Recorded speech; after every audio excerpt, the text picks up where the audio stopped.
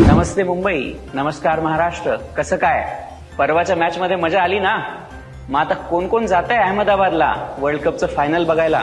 आतापर्यंत जर तुमचा प्रोग्राम फायनल झाला नसेल तर सेंट्रल रेल्वे तुमच्यासाठी मॅचचं तिकीट तर नाही पण गाडीचं तिकीट नक्की देऊ शकते. मध्य रेल्वे अहमदाबादला जाणाऱ्या आणि वर्ल्ड कप फायनलची मॅच पाहणाऱ्या प्रवाशांसाठी 2 स्पेशल गाड्या चालवते आहे. एक गाडी चालती आहे मुंबईवरनं आज रात्री 10:05 आणि एक पुण्यावरनं आज संध्याकाळी 5 वाजता. आत्तापर्यंत तिकीट बुक केलं नसेल तर लवकर तिकीट बुक करा. आता खेळ जगतानंतर वापस परत येऊया रेल्वेच्या बातम्यांवरती. तुम्हाला माहिती आहे का, मध्य रेल्वेने मागच्या 4 दिवसामध्ये ज्यावेळेस होळीसाठी प्रवाशांना जास्तीत जास्त गाड्यांची गरज होती त्यावेळेस 850 पेक्षा जास्त स्पेशल चालवल्या. आणि या ट्रेनमधनं किती लोक आपल्या गावापर्यंत पोहोचवण्याचा प्रयत्न रेल्वेने केला माहिती आहे का? जवळजवळ 24.5 लाख.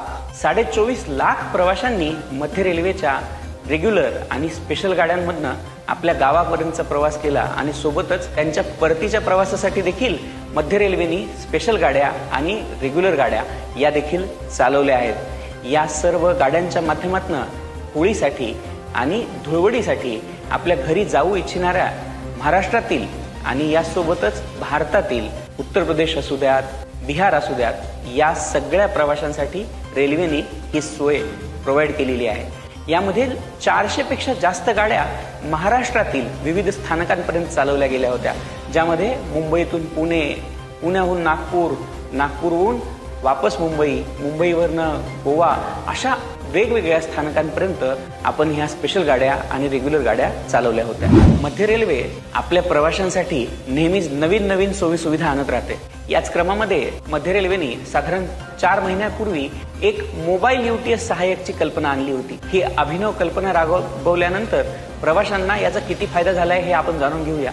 या 4 महिन्यामध्ये मध्य रेल्वेच्या मोबाईल UTS सहाय्यकांनी फक्त छत्रपती शिवाजी महाराज टर्मिनसवरती 2,70,000 प्रवाशांची मदत केली आहे. या प्रवाशांच्या सोयीमधून 3.5 करोड पेक्षा अधिकची तिकीट विक्री ही मुंबईच्या फक्त 3 मोबाईल UTS सहाय्यकांच्या माध्यमातून केलेली आहे. आज आपण वारंवार जसं प्रवाशांना सांगतो की आपण रेल1 ॲपचा वापर करा, पण जे प्रवासी काही कारणामुळे रेल1 वापरू शकत नाहीत त्यांच्यासाठी आपण ही सोय छत्रपती शिवाजी महाराज टर्मिनस स्थानकावरती प्रदान केलेली आहे.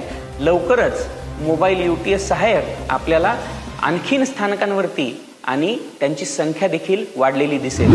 आम्ही आपणा सर्वाला वारंवार ही विनंती करत असतो की कृपया योग्य ते तिकीट घेऊनच प्रवास करावा.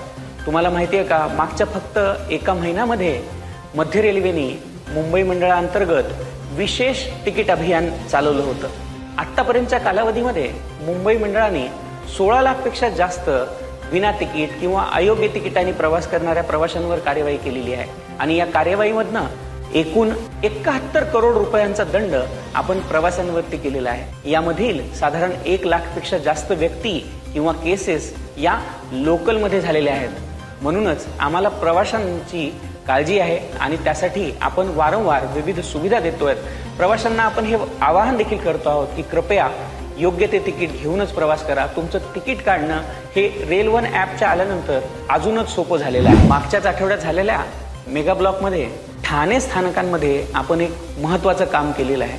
तुम्हाला माहितच आहे की आपण 34 स्थानकांवरती 15 कोचच्या गाड्या थांबवण्यासाठी प्लॅटफॉर्मची लांबी वाढवतो आहोत. याच क्रमामध्ये मागच्या आठवड्यामध्ये आपण ठाणे स्थानकावरती काम केलं. ठाण्यामध्ये जे काम केलं त्याच्यामध्ये प्रामुख्यानं आपल्या क्रॉसओव्हरची शिफ्टिंग म्हणजे ट्रॅक बदलण्यासाठी ट्रेन ज्या रुळांचा वापर करते त्या रुळांना लांब करण्याचं काम आपण पूर्ण केलेलं आहे. 23 फेब्रुवारीपासून आपण पनवेलवरनं अलिपूरद्वारला चालणारी जी स्लीपर वंदे भारत अमृत भारत ट्रेन होती तिचं देखील संचालन नियमितपणे चालू केलेलं आहे.